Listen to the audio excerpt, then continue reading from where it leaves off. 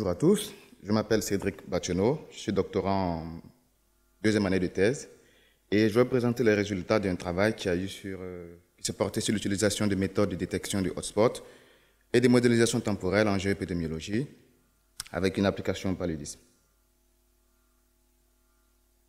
Alors, nous sommes dans un contexte dans lequel les statistiques du ministère de la Santé au Burkina Faso disent que le paludisme est le principal motif de consultation, d'hospitalisation et de décès dans les formations sanitaires au Burkina Faso.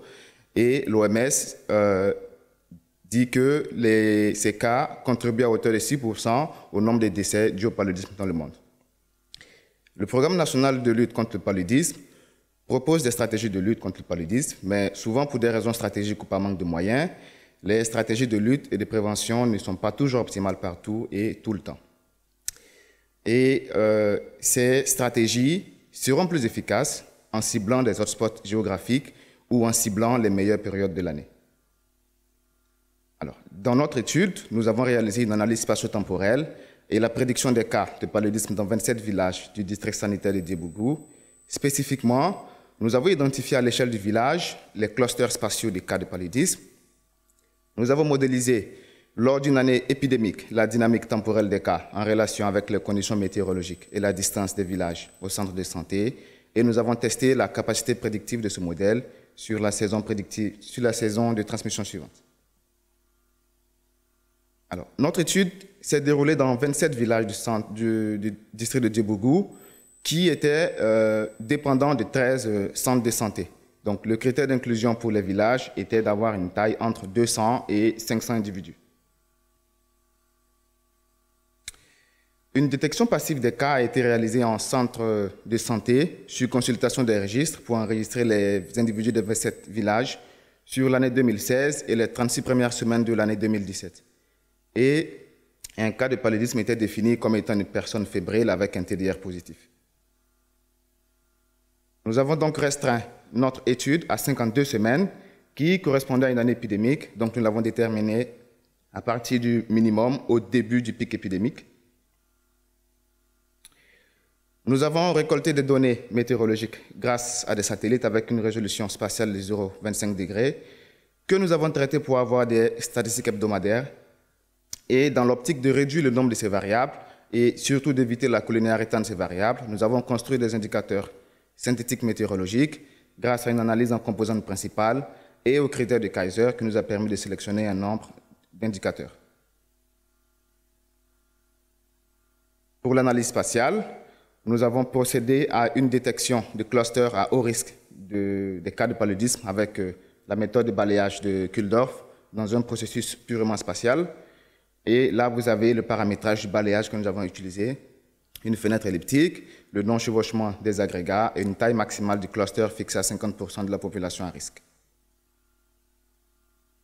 Ensuite, nous avons recherché quel décalage existait entre ces indicateurs météorologiques et les cas de paludisme. Pour cela, nous avons utilisé une modélisation GAM de la série temporelle des cas totaux en fonction de chaque indicateur avec un potentiel décalage qui allait de 1 à 30 semaines.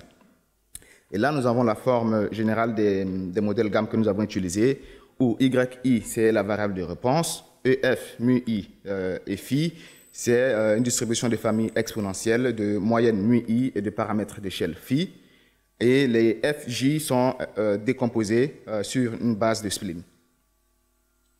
Et donc, pour chaque indicateur que nous avons retenu, comme on avait un décalage qui allait de 1 à 30 semaines, nous avons obtenu 30 modèles qui ont été comparés avec un estimateur des risques non biaisé. Et donc, le décalage qui produisait le meilleur modèle, c'est-à-dire qui minimisait cet estimateur-là, pour chaque individu, a été retenu pour l'analyse multivariée. Et justement, pour l'analyse multivariée, nous avons procédé à l'analyse de la série temporelle des cas de paludisme avec un modèle généralisé additif mixte, avec un intercept aléatoire sur les villages et les centres de santé. Nous avons introduit un champ gaussien avec un variogramme exponentiel négatif pour prendre en compte l'éventuelle corrélation spatiale et aussi une structure d'autocorrélation autorégressive d'ordre 1 pour prendre en compte l'autocorrélation temporelle des cas. Et donc, à la fin, nous avons eu un modèle qui nous aide à modéliser des cas en fonction des indicateurs décalés, en plus de la distance euclidienne entre les villages et les centres de santé. Et là, vous avez la forme finale de notre modèle.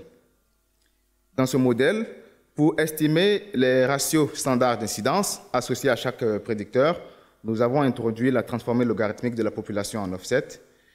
Et finalement, nous avons testé notre modèle multivarié pour prédire les cas sur l'année 2016 et les 36 premiers de l'année 2017.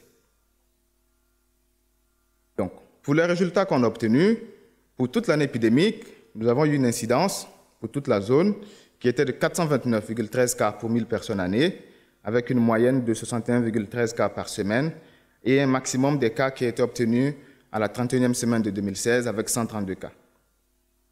Nous avons aussi observé deux pics, un premier pic très prononcé qui cumulait 60% des cas et un deuxième pic moins prononcé qui cumulait 12% des cas. Pour la construction des indicateurs synthétiques météorologiques, grâce aux critères de Kaiser, nous en avons retenu deux qui représentaient en gros 85,4% de l'inertie totale, avec le premier indicateur qui était formé par des variables de précipitation et le deuxième indicateur était formé par des variables de température. Et donc, les valeurs du premier indicateur étaient positives entre fin juin et début octobre, qui correspond à la saison pluvieuse, et les valeurs du deuxième indicateur étaient positives entre la mi-février et la mi-juin, qui correspond à la saison sèche, chaude, et entre octobre et novembre, qui correspond à la période de transition entre la saison humide et la saison sèche.